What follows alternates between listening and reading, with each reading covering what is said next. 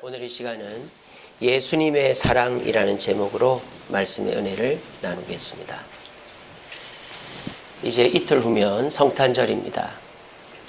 성탄의 의미를 생각하는 설교를 하고 있습니다. 지난주는 성탄은 어떤 의미가 있다 그랬습니까? 최고의 선물을 주신 날이다 그랬습니다. 그래서 제가 비유로 인장 반지를 예로 들었습니다. 반지는 큰 가치가 없지만 그 반지로 도장을 찍으면 무엇이든지 얻을 수 있는 것이 인장 반지다. 그래서 로마서 8장 32절 말씀에 아들을 아끼지 아니한 자가 모든 것을 너에게 주시지 않겠느냐라는 말씀이 있습니다. 그래서 우리가 예수님을 따르면 모든 것을 주신다라는 말씀을 전해드렸고요. 오늘 우리가 생각해 볼 성탄의 의미는 바로 사랑입니다. 성탄은 우리에게 사랑을 베푸시고 사랑을 가르치신 날입니다. 로마서 5장 8절 말씀에 우리가 아직 죄인 되었을 때에 그리스도께서 우리를 위하여 죽으심으로 하나님께서 우리에 대한 자기의 사랑을 확증하셨다라고 되어 있습니다.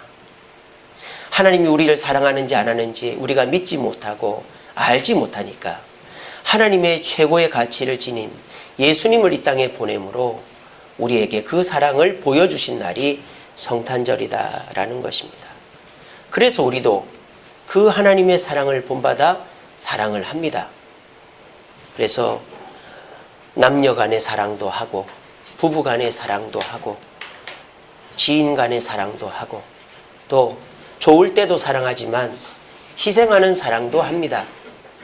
그런데 웬일인지 우리가 사랑한다고 하는데 상대방이 나한테 감사하다고 하기는커녕 불평하고 나는 사랑한다고 하는데 문제가 해결되는 게 아니라 오히려 갈등이 커지고 나는 사랑한다고 하는데 행복해지기보다는 둘 사이가 그 공동체가 불행해지는 걸 보면 사랑에 문제가 있는가 하는 생각이 듭니다. 우리가 하는 사랑, 어떤 사랑일까요? 예수님의 사랑에 문제가 있는 것일까요? 우리는 우리의 사랑이 예수님의 사랑과 같은 사랑인가를 점검해 보아야 합니다. 그래서 오늘은 우리 예수님께서 우리에게 베풀어 주신 사랑이 어떤 사랑인지를 같이 나눠보기를 원합니다. 그래서 우리 예수님의 사랑을 본받아서 사랑을 하면 할수록 감사하고 문제가 해결되어지고 행복해지는 축복이 여러분의 가정과 교회와 이웃에게 일어나게 되기를 간절히 바랍니다. 오늘 본문의 배경은 예수님께서 부활하신 것을 알고서도 7명의 제자가 물고기 잡으러 간 이야기입니다. 예수님이 부활하신 뒤에 한참을 나타나지 않으시니까 이 제자들이, 특별히 갈릴리 출신 제자들이 나는 물고기 잡으러 간다 하고는 갈릴리로 물고기를 잡으러 갔습니다. 그런데 이들은 물고기를 잡는 일을 딱 3년 멈췄을 뿐입니다. 어려서부터 평생을 물고기를 잡았는데 예전에 하듯이 정해진 시간에 물고기 많이 잡히는 포인트에 가서 물고기가 활발하게 움직이는 밤중에 그물을 내렸음에도 불구하고 물고기가 잡히질 않는 것입니다. 이상하다. 3년 전만 해도 이 시간에 여기 와서 그물을 내리면 참 많이 잡혔는데 왜 안 잡힐까? 우리 실력이 3년 만에 녹이 슬었나? 온갖 생각을 다해도 날이 셀 때까지 물고기를 잡지 못했습니다. 새벽 미명에 멀리 보니까 그림자가 하나 보입니다. 근데 그 그림자에서 목소리가 들립니다. 여보시오, 물고기를 좀 잡았어. 한 마리도 못 잡았습니다. 그러면 지금 오른쪽으로 그물을 던져보시오. 그러는 겁니다. 그런데 지금까지 안 잡아본 것도 아닌데 오른쪽 왼쪽 다 던져봤는데, 하지만 그 말에 순종해서 오른쪽으로 그물을 던져보니까 성경에 보니까 들 수 없을 정도로 많이 잡혔다. 그래서 나중에 그 그물을 끌고 육지에 와서 물고기를 세보니까 몇 마리? 153마리가 잡혔다. 그때 희미한 그림자로 말한 그 사람이 누군지를 직감한 사람이 있었습니다. 그 사람은 바로 베드로였습니다. 아, 주님이다. 배를 물가에 댈 새도 없이 베드로는 물속으로 뛰어들었습니다. 그런데 성경에 보니까 겉옷을 갖춰 입고 뛰어들었다라고 되어 있습니다. 왜 겉옷을 입었을까요? 추워서요? 아니죠. 그러면 겉옷을 들고 가야죠. 물속에 뛰어들면 다 젖는데 예수님께 너무 미안하니까 예수님 앞에서 예수님을 부인하고 도망치고 부활하신 예수님을 보면서도 사람들을 선동해가지고 이제 예수님 안 온다. 물고기나 잡으러 가자. 옛날로 돌아가자. 한 자신이 부끄러워가지고 그래도 격식을 갖춘다고 겉옷을 입고 물속으로 뛰어든 것입니다. 그리고 예수님께 갔더니 우리 예수님이 아침상을 차려놓으신 것입니다. 아무 말씀을 안 하시고 배고프지? 이거 먹어. 그래서 준비한 빵이랑 물고기를 한참을 먹고 이제 배가 부른 다음에 대화를 시작합니다. 그런데 예수님과 베드로의 대화는 책망의 대화가 아니었습니다. 너 왜 이거 이렇게 했니? 왜 도망갔니? 내가 부활한 걸 보고서도 왜 물고기 잡으러 왔니? 이렇게 할 거야, 안 할 거야? 책망하고 야단치고 반성문을 쓰게 하는 대화가 아니었습니다. 예수님은 지금 베드로에게 사랑의 대화를 하고 있는 것입니다. 여기서 우리가 알 수 있는 것은 문제는 문제로 해결해서는 안 된다는 것입니다. 만약 여러분들이 누군가와 갈등이 있을 때 그 문제는 굳이 꺼내어서 설명할 필요가 없습니다. 왜? 나와 너가 너무너무 잘 알고 있기 때문입니다. 문제를 몰라서 해결 못하는 게 아니고 문제를 알지만 내 의견을 굽힐 수 없기 때문에 해결이 안 되는 것입니다.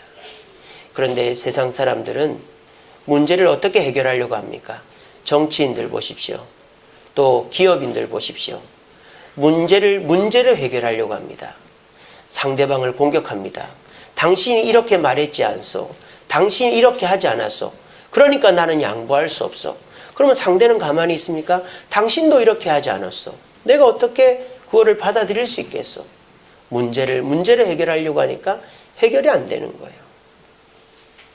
그런데 우리 예수님은 문제를 해결하는 게 아니라 사랑으로 해결하고 계시는 것입니다. 저와 여러분들도 많은 문제를 껴안고 있습니다. 가정에서, 직장에서, 교회에서, 개인적으로 우리는 그 문제들 앞에서 자꾸 문제만 봅니다. 그리고 그 문제의 당사자를 만나면 자꾸 그 문제 얘기를 합니다. 당신이 이렇게 했잖아요. 당신이 이렇게 말했잖아요. 당신이 이렇게 했잖아요. 그래서 나는 너무너무 실망스럽고 힘들어요. 그러면 그 얘기를 들은 사람은 똑같은 얘기를 또 하게 돼 있는 거예요. 그러면 서로가 사랑한다 말하면서 문제를 끄집어내었지만 그 대화는 또 다른 갈등과 문제와 불행으로 이어지는 것입니다. 부디 갈등하고 문제를 겪고 있는 분들 계시다면 그 문제를 해결하기 위해서 해결하고 싶으시면 해결할 마음이 없으면 문제만 자꾸 나열해도 됩니다. 하지만 이제는 내 남편과 화해하고 싶다. 이제는 내 자녀와 화해하고 싶다. 이제는 내 성도와 내 주변 사람과 잘 지내고 싶다. 라는 생각이 드시면 눈 찔끔 감으시고 좋은 점을 얘기해 주세요. 좋은 추억을 얘기하세요. 앞으로 다가올 좋은 미래를 얘기하셔서 문제를 사랑으로 풀어갈 수 있는 저와 여러분 되기를 간절히 바랍니다. 오늘 베드로와 예수님의 대화의 내용은 이것입니다. 예수님이 먼저 말을 꺼냅니다. 베드로야, 네가 나를 사랑하느냐? 그랬더니 베드로도 예, 주님 사랑하지요. 주님 아시잖아요. 저는 주님을 사랑합니다. 그랬습니다. 그러면 된 거 아닙니까? 예수님이 사랑하냐 물었는데 사랑합니다 했으면 된 거 아니에요? 근데 예수님이 또 물어봅니다. 베드로야, 아니잖아 그거. 너 나 사랑해? 그랬더니 베드로가 예 주님, 주님 사랑하죠. 그래 대답을 했어요. 그럼 끝난 거 아닙니까? 근데 또 예수님이 베드로야 그거 아니야, 그거 아닌데. 할 수 없네. 베드로야 너 사랑하는 거 맞지? 그랬더니 베드로가 또 예 사랑합니다 주님. 그랬더니 예수님이 다시는 질문을 하지 않아요. 우리가 이 얘기를 수십 번도 들었죠.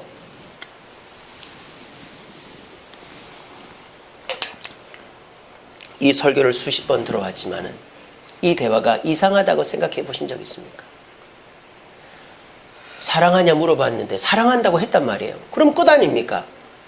근데 왜 예수님은 또 물어봤을까요?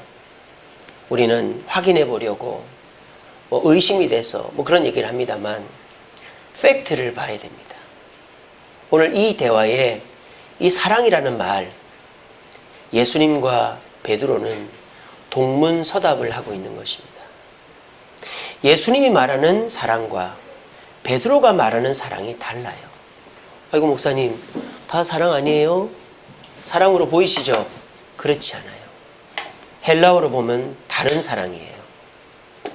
예수님은 베드로에게 네가 나를 아가페 하느냐라고 했습니다.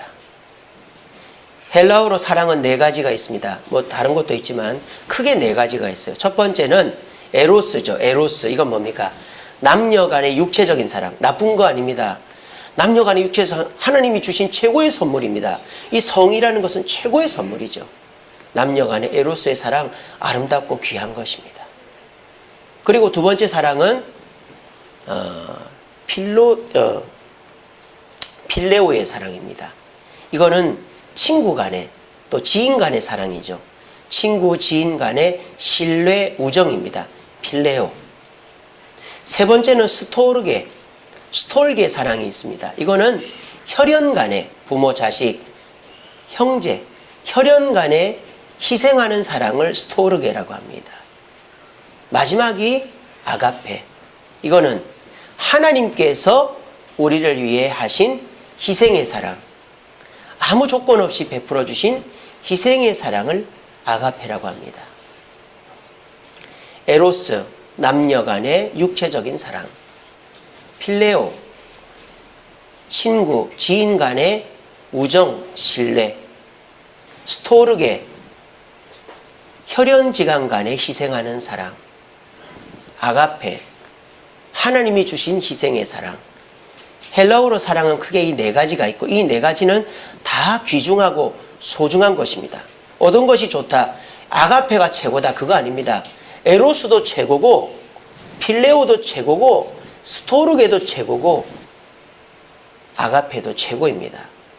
근데 지금 예수님은 베드로에게 요구하는 사랑은 아가페 사랑이에요. 근데 베드로가 예 주님을 사랑하죠 라고 할 때 사랑은 아가페가 아니라 필레오예요. 베드로야 너 나를 아가페 하지? 그랬더니 베드로가 아이고 주님, 저는 주님을 필레오밖에 못해요 라는 거예요. 주님을 희생적으로 따르지는 못해요. 그냥 신뢰하고 좋아할 뿐이에요 라고 베드로가 대답한 것입니다. 왜 이렇게 대답했는지 여러분 아시죠?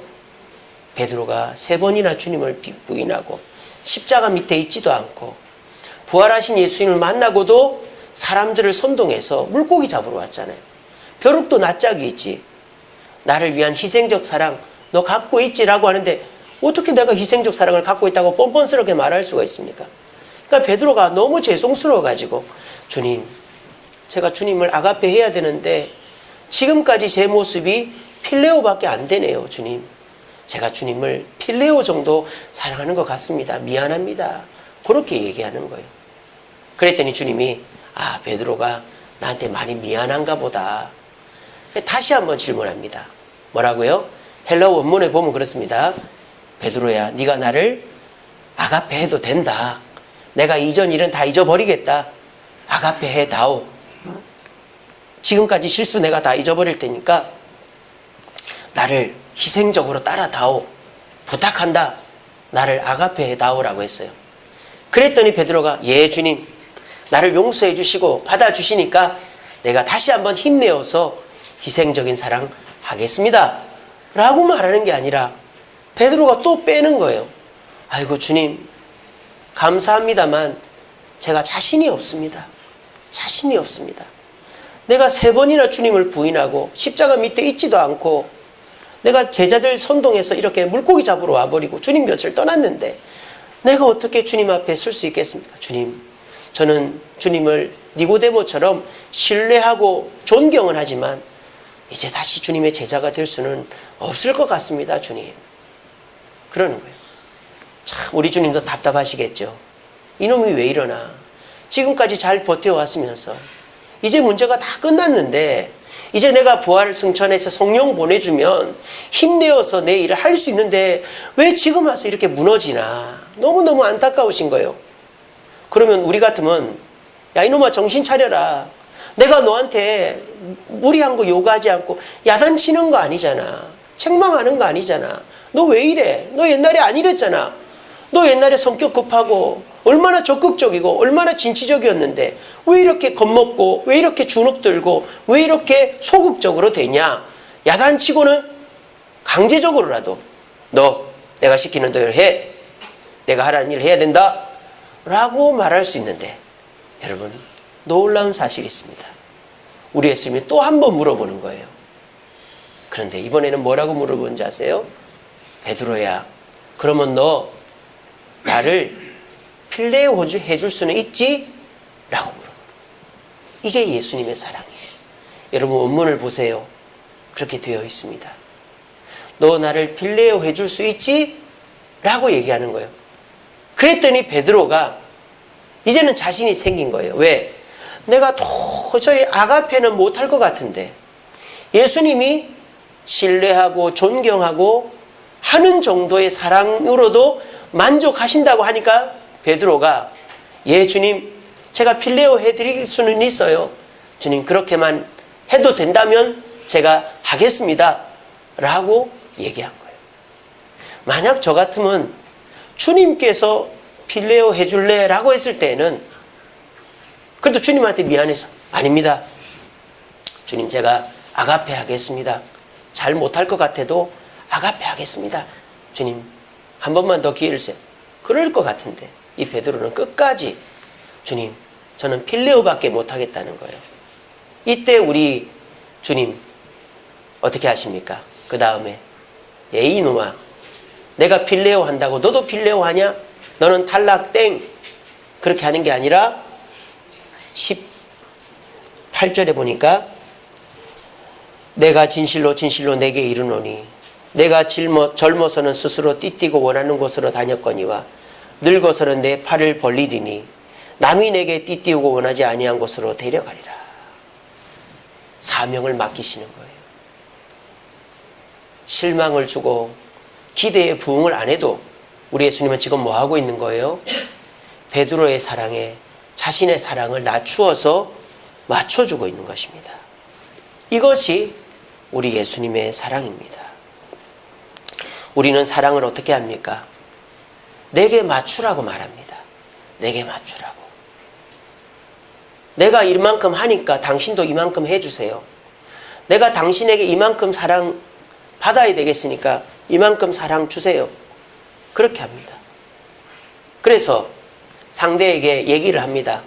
나 이만큼 사랑해줘. 직접적으로 또는 간접적으로. 근데 상대가 꿈쩍도 안 해요. 그럼 기다립니다. 그렇게 할 때까지. 해주겠지. 변화되겠지. 기다립니다. 아무렇지도 않은 듯이.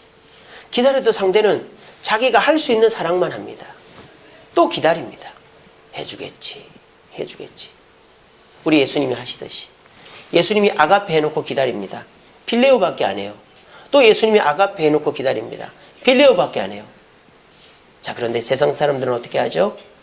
기다려도 상대가 내 조건에 맞는 사랑을 안 주면 야단을 치죠. 내가 이렇게 기다려주고 이렇게 참아주었는데 왜 당신은 내 의견에 귀 기울여주지 않고 나와 반대를 칩니까? 우리의 사랑은 끝이요 하고는 깨어지는 거예요. 그래서 오늘날 사랑이 쉽게 깨어지는 거예요. 오늘날 사랑은 내게 맞추는 사랑을 요구하기 때문에 깨어지는 것입니다. 그래서 우리가 사랑을 하면서도 불평하고 갈등하고 불행한 것입니다. 그런데 우리 예수님의 사랑은 얘기를 하죠. 이런 사랑을 나는 원한다라고. 그리고 기다립니다. 나에게 이런 사랑을 해주지 않겠니? 상대가 그렇게 안 해도 기다립니다. 기다려도 상대가 내가 원하는 말을 하지 않을 때 내가 맞춰줘 버리는 거예요. 그래, 내가 낮아지자. 그래, 내가 양보하자. 그래, 내가 맞춰주자. 그렇게 하는 거예요. 그러면 그 사랑은 깨어지지 않습니다. 그리고 어떻게 될까요? 그 사랑은 완성되는 것입니다. 어떻게 해요? 내가 낮춰서 맞춰주면 상대가 그때 가서야 비로소 내가 원하는 아가페의 사랑으로 맞춰지기 때문입니다. 여러분, 이 사실을, 이 진리를 깨달으시기 바랍니다. 내가 아무리 상대에게 내 사랑에 맞추라고 강요해도 상대는 꿈쩍도 안 할 것입니다.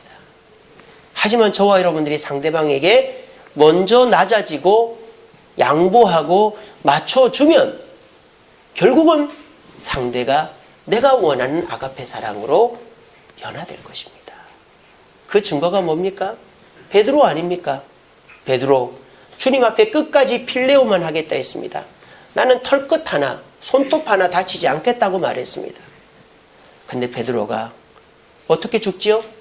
십자가에 매달려 죽었습니다. 그것도 우리 예수님 보시기, 예수님 십자가 바로 달려 죽으셨는데 나는 그렇게는 못 죽는다 하고는 거꾸로 십자가 매달려 죽었어요. 어떻습니까? 예수님이 낮추어서 필레오의 사랑을 얘기하니까 베드로는 아가페의 사랑으로 화답한 것입니다. 여러분의 가정에, 직장에, 교회에 갈등이 있죠. 그런데 우리는 사랑한다고 말합니다. 나는 내 아내를 사랑하고 내 자녀를 사랑하고 내 직장 동료를, 내 성도를, 내 주변 사람을 사랑해서 저 사람이 잘 돼야 되기 때문에 내가 이렇게 한다고 말합니다. 예, 그거 진심이죠. 의심하지 않습니다. 우리가 아내를 사랑하고 자녀를 사랑하고 지인을 사랑하고 성도를 사랑하는 게 진심이죠. 하지만 그 사랑의 방법이 내게 맞추는 사랑으로 이끌어 간다면 우리의 사랑은 깨어질 것입니다. 하지만 예수님처럼 상대방에게 맞추어 줄 때 그 사랑은 유지되어지고 결국 그 사람이 내 사랑과 맞아짐으로 사랑은 내 가정에서, 직장에서, 교회에서 완성되게 될 줄로 믿으시기를 바랍니다. 요한일서 4장 19절 말씀입니다. 우리가 사랑함은 그가 먼저 우리를 사랑하셨습니다. 우리는 사랑을 누구한테 배웠을까요? 예수님이 오시기 전에 과연 사랑이라는 것이 있었을까요? 없었습니다. 이기심, 욕심, 이기심과 욕심을 채우기 위한 수단으로서의 사랑은 있었지 희생하는 사랑은 없었습니다.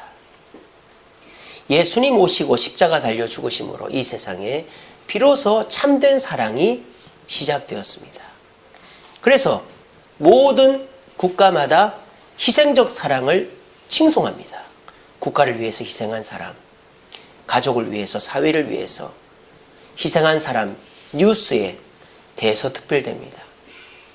스포츠 선수들, 연예인들, 또 무슨 소방관들, 경찰관들, 사회와 국가를 위해 헌신하고 희생한 사람 축혀 세웁니다. 왜?